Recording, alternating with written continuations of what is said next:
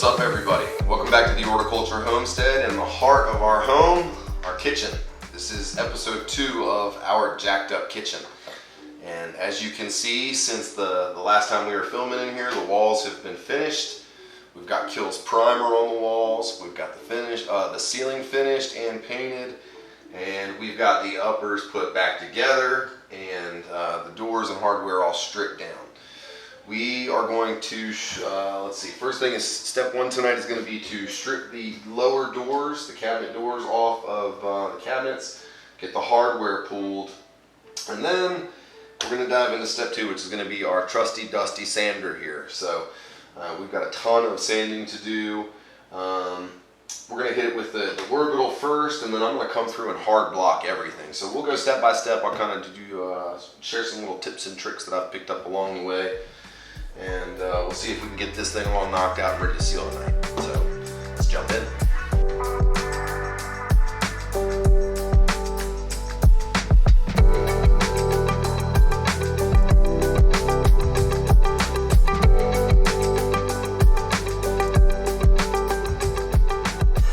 Time for step 2. We've got our cabinet doors all pulled off. It is time to clean the boxes, especially on kitchen cabinets where you've had years of grease accumulation and like just that film that you get from cooking over time. You really want to clean that stuff off.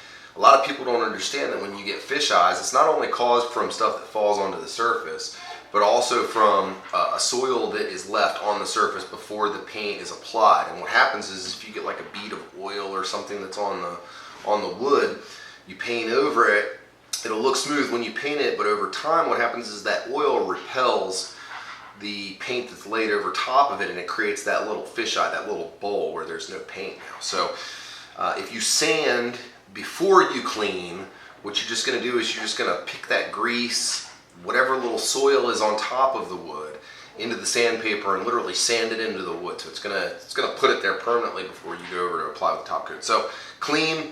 If this is just a pre-paint crud cutter, we're going to see how this goes. I'm a fan of strong stuff, so if this doesn't seem like it's doing the job, I've got a can of wax and grease remover, automotive wax and grease remover downstairs.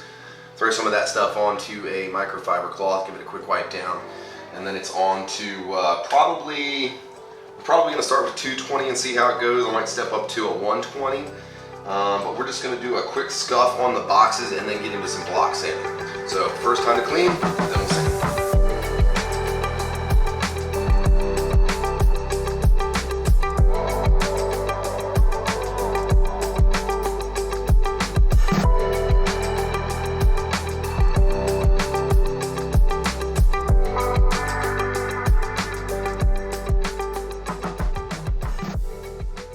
Alright guys, so the crud cutter is the bomb. Like it, took everything right off of it. Everything is nice and silky smooth. There's no film or anything left on it. So we're ready to rock and roll with sanding. We're going to jump into, probably we're going to jump into 220 at first. I don't want to dig into any of the sharp corners, the hard corners on the boxes. And honestly, they don't need a whole lot of sanding. So 220 to scuff it up. Kind of flatten out some of the minor imperfections that are there, and I think we're going to be good to go, and we'll be ready to seal these things.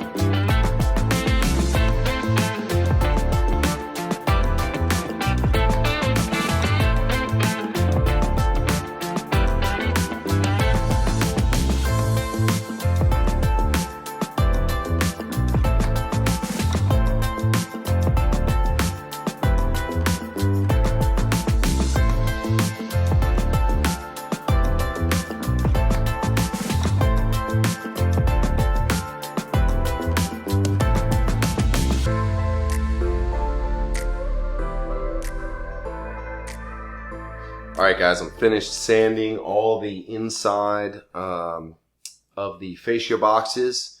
by hand. One of the things that I have done in the past when redoing cabinets is I take the varnish, the finish, the paint, whatever it is at the corners all the way down to bare wood. And what I do to make sure that I'm not digging around into it or an indentation is I use a hard block and I travel all the way from one end of the box to the other. So you'll see that each one of these boxes up here, let me see if I can get you in focused enough, at the corner of each of these boxes, all the way around the perimeter of the box, it's down to bare wood just at the very corner. And what that does is it allows the sealer, primer, and the paint to bond a little bit better to that bare wood. So those high traffic areas where you're putting stuff in and out of shelves, if you paint over a previously finished piece, it might not bond to that old finish as well as it will to bare wood. So you got to make sure that you get that down in those high traffic areas, and it'll be a little bit more durable when you're putting stuff in and out of your cabinets or your drawers. All right, so now that we're done with all the cabinets, it is time for me to get the misses. We are going to get this slab taken off of here, flipped over, put onto some sawhorses, and I am going to get to rolling the sealer on all the cabinets tonight. And we're also going to hopefully get this thing prepped on the bottom. I'm going to hit it with a polyurethane to seal the bottom and then hit it with some tape and get everything ready to start pouring some epoxy. So I'm super stoked about that. But I'm actually also really stoked to just see some sealer primer on these cabinets and see a nice clean finish on these old dingy cabinets. So all look pretty good, and it's time to get rocking and rolling. Alright guys, it is time to get sealing everything. We are going to be using the Sherwin-Williams water-based acrylic alkyd primer. They did not have the oil-based. Originally I wanted to go with an oil-based primer before we went with the paint. But because of the paint shortage that's going on, let's go Brandon, we couldn't get it. And rather than wait around and not have a kitchen for a couple more weeks, or God knows when they're going to get it, I just figured the next best thing would be an acrylic alkyd primer. It's supposed to still be a really good primer. So hopefully it's as good as the oil. We'll see. We'll see. So let's get going.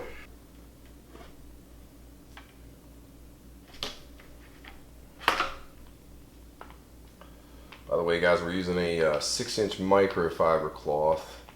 We're going to be spraying the doors, but we are going to be rolling these boxes. Alright, let's see how she goes on.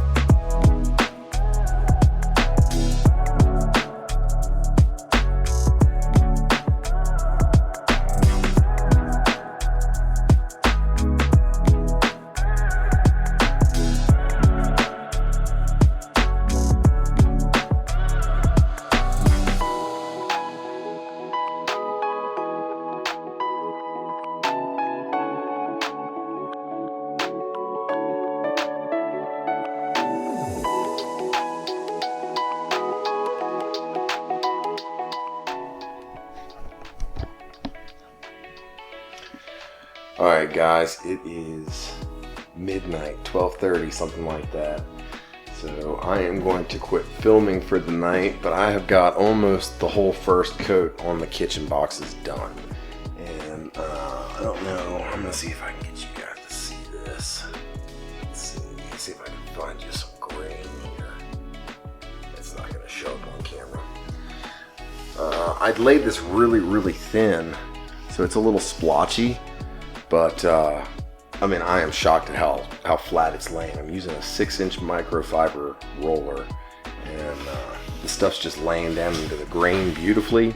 We're still going to get a little bit of that grain to come through once we've got paint on there, I think. But it's laying really nice and flat, you know, especially for being rolled on here. So I'm off for the night. We'll be back on in the morning, and hopefully tomorrow we'll be doing some of the stuff with this slab. So see ya. Welcome back. It is tomorrow, and I am exhausted. I was up until about 4 o'clock this morning, finishing the second coat of primer on these boxes.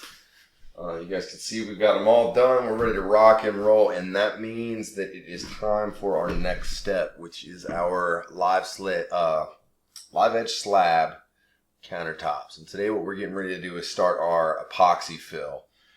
As you can see, these dark lines here, I've already come through the back of this slab and sealed up a lot of the pith cracking with a silicone sealant.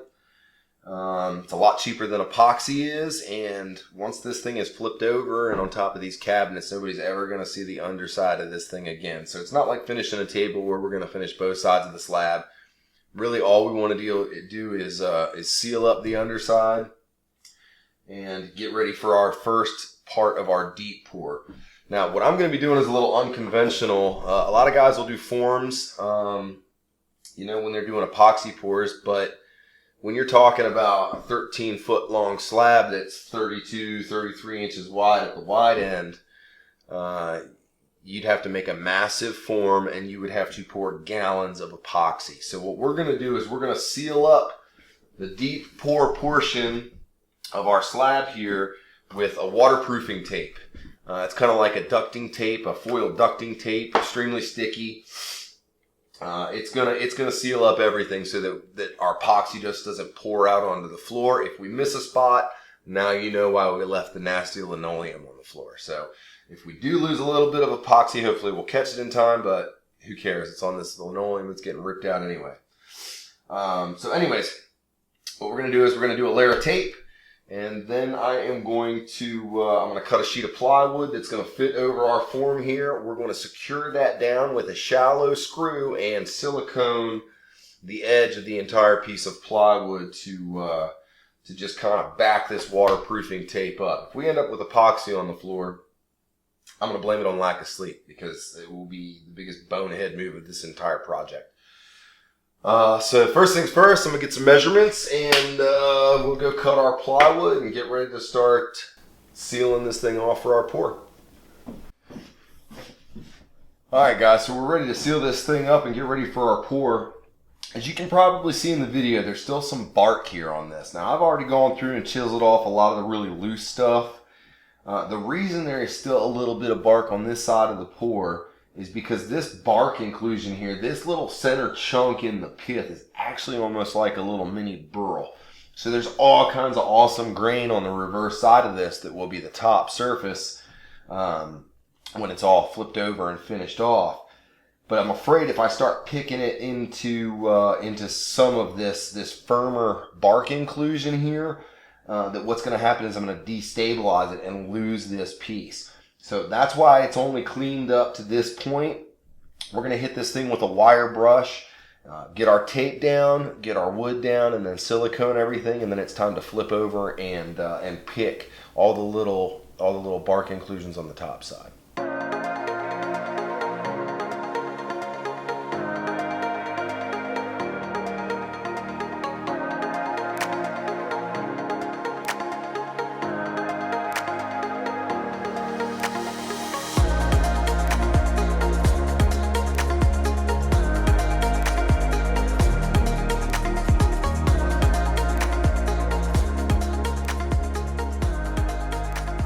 Alright guys, change of plans. We are going to forego the aluminum water sealing tape, and I'm just going to use a heavy duty packing tape to line the back of this plywood and use that as basically our form. I'm still going to use a silicone sealant to go around everything, but I just think the aluminum tape is going to be overkill, and we'll save that stuff for some of the little spots where we can just do it like a seam crack fill. On the end, I've got another little slab over there, and then we're probably actually going to use the sink cutout to make a matching counter top cutting board for the kitchen. So packing tape form it is.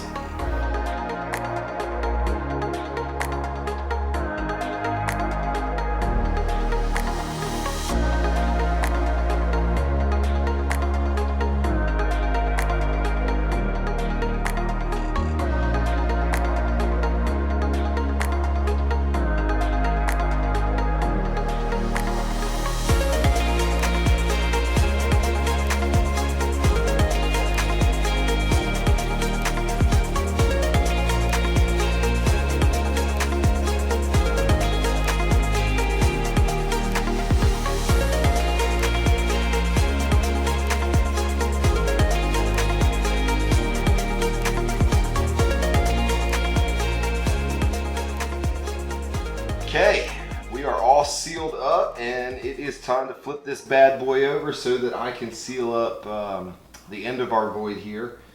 I'm gonna get the misses and we'll get this thing flipped over. All right guys, I was thinking we were gonna get to pour some epoxy today, but I forgot we still have to pick all these little teeny tiny bark inclusions out. So our form is set up, the silicone is drying. We will probably actually do our first layer of pour tomorrow evening. Once we get all this stuff picked and vacuumed out.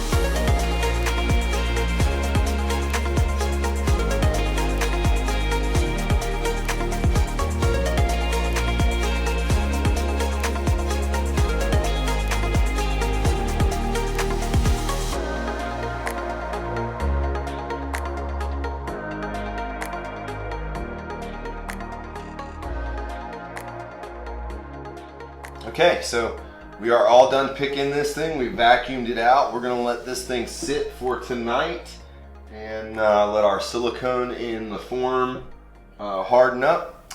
And we will probably do our first color pour tomorrow evening. So we will see you again tomorrow evening. Welcome back. We have gotten our slab just about ready to pour. Laura and I spent time last night picking all the little bark inclusions out of the slab and pulling any loose material out. Just got it vacuumed and we're getting ready to mix our epoxy. Now what we're going to do is we're going to mix our epoxy first and we're going to do a seal coat. We're going to go over all these cracks and the darker grain, basically where we're going to be doing our pours. Just to seal everything and make sure that the dye from the epoxy doesn't actually bleed into the wood too far. That way when we go in and we surface everything, the epoxy and the color fills are only in the areas where there's a crevice or a crack.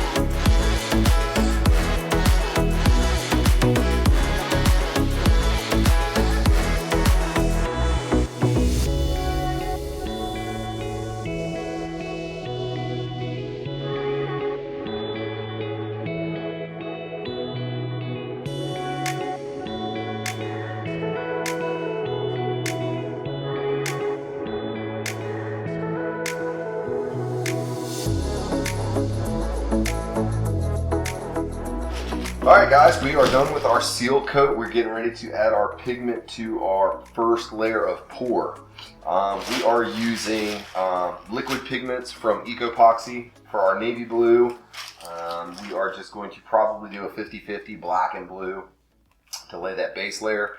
And for our pearl pigment that we're going to be putting in that base layer, we are using a Luxe Blue from Black Diamond Pigments. Now they don't sponsor us, like they didn't send us this stuff. We purchased this stuff and the experience was pretty awesome. They actually sent out the wrong pigment the first time. I sent them an email, I said, hey, you guys sent us the wrong color. Is there any way you can get the right color out to us? We're in the middle of a kitchen remodel and we're like trying to stay on the timeline. And they sent out the right color express. We had it by Monday after I called them on a Friday. So awesome customer service, and they're based out of our old hometown of St. Augustine. So yeah, we're ready to dig into this thing. We're gonna get this color mixed up and get pouring.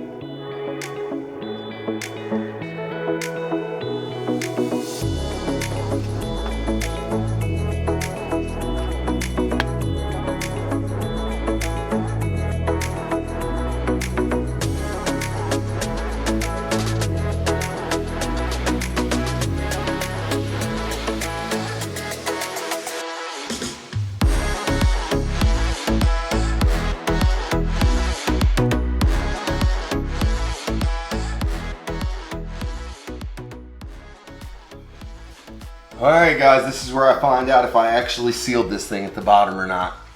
If I didn't, we're going to have one cool looking kitchen floor.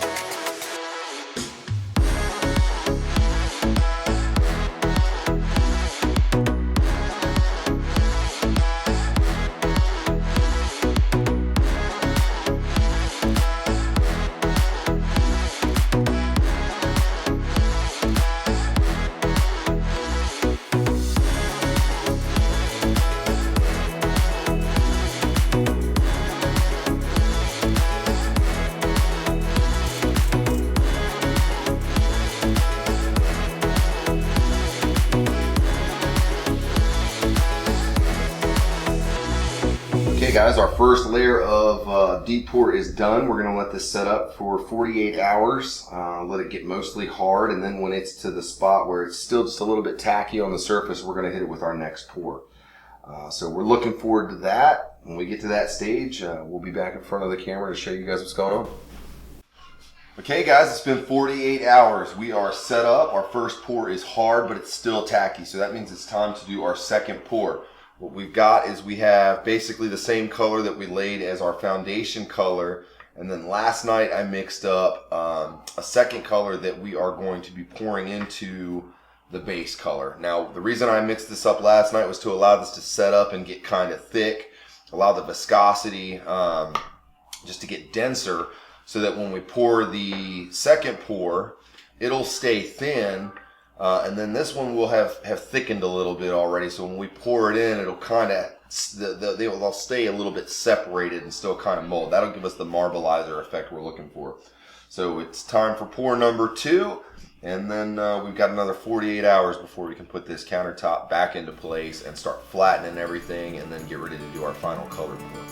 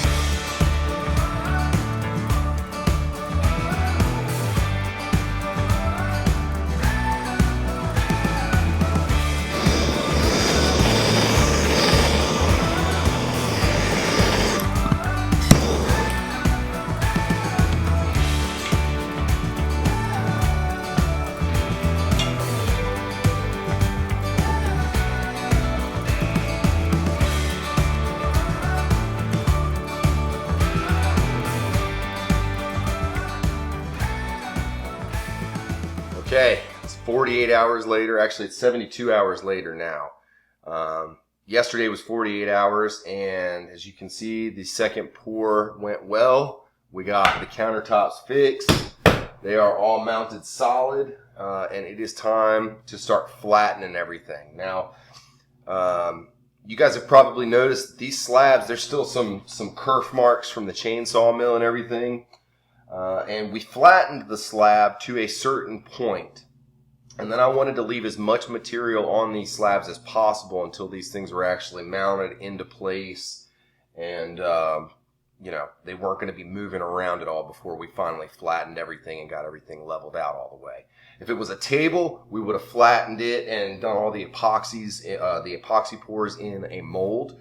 But because this is a countertop and it's in an older kitchen where some of the cabinets have settled and everything, we wanted to make sure that everything was fixed before, again, we leveled and flattened everything for the final time.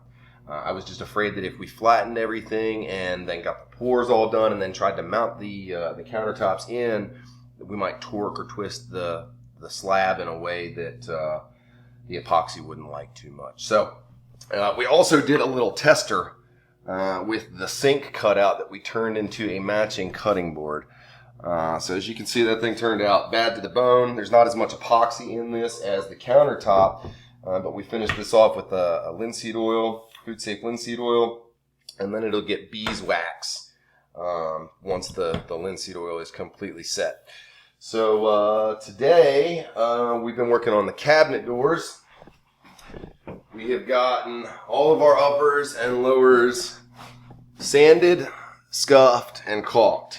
Now, because we're going from a stain to a paint, you want to make sure that you caulk all these joints so that everything fills. The worst thing that you can do when you're painting your cabinets is not have those joints filled, and then you have those hard gaps that you can see once everything's finished. It makes it look like garbage. So anyway, that is done. We're going to do one more door real quick just to show you how to get these things ready for spray.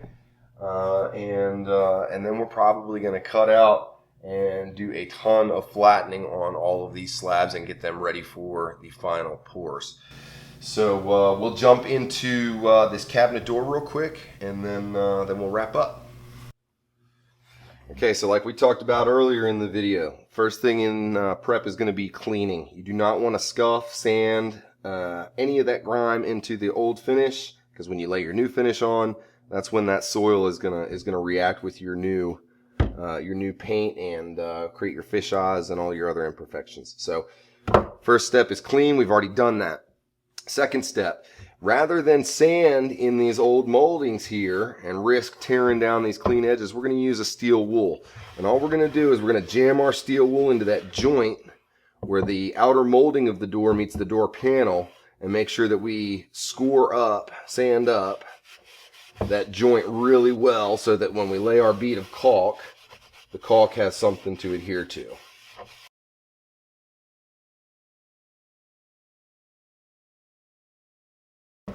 Okay, so now you can see that some of the older finish has been taken off here, but the steel wool is not abrasive enough to really dig any low spots into any of the sharp edges or into the curve molding here. Now this varnish is pretty trashed here, that's why I saved this door for last so I could show everybody. The finish is pretty beat, so I'm going to come through here with something a little bit more coarse, but not as coarse as like my first grit, which will be a 120 or a 220. I'll probably come in here with a 400 or a 600 for the same reason that I'm using the steel wool. It's enough to scratch down that old varnish, but without tearing into the molded wood. So we're going to break the sander out, and I will get all of the flat surfaces. Okay, time to break out the sander. Now, we need to have a little talk. 90% of the time, when you see a bad finish, I don't care whether it's on a car, a boat, cabinets, stained wood, whatever it is, 90% of the time, if you have a bad finish, it's because of bad prep work. And if you're going to get one of these out, you better know how to use it. One of the most important things, two of the most important things about using a sander are: one, always maintain movement. Do not ever let the machine sit in one spot. You're going to dig a recession, and especially if you're using anything that's glossier than a satin finish, you're going to see that indentation when the light bounces off of that area. The second thing is always keep the disc of the sander flat, especially when you're working on molded pieces like finished trim, cabinet doors, furniture, anything like that that's got these nice clean sharp edges. Keep your sander flat. Keep it flat, keep it moving. When this sander hits these edges here, right, these sharp edges, it concentrates the abrasion, right, that friction to just that edge, and it's going to dig a lot faster than it will if it's on a flat surface. So it doesn't take long, even on a really hard wood like this oak or a hickory or something like that. If you've got a finished molded piece, make sure you're doing these rounds and stuff by hand so that you're not digging a hole.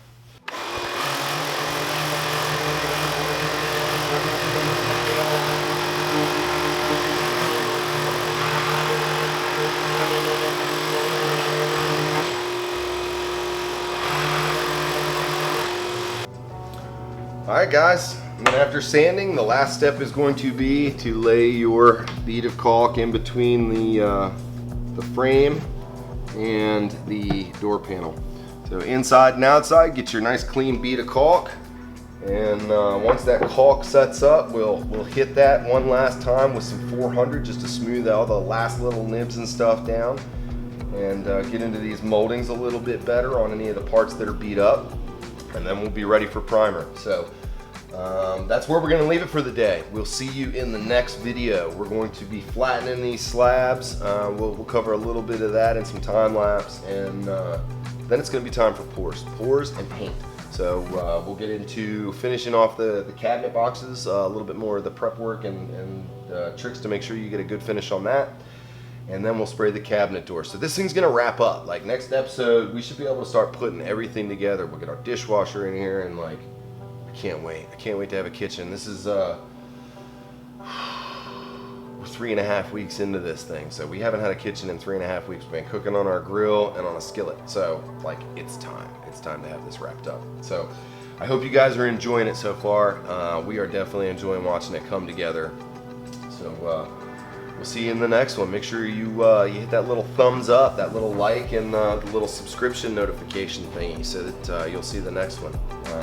But again, as always, thank you guys for watching, and we'll see you next time.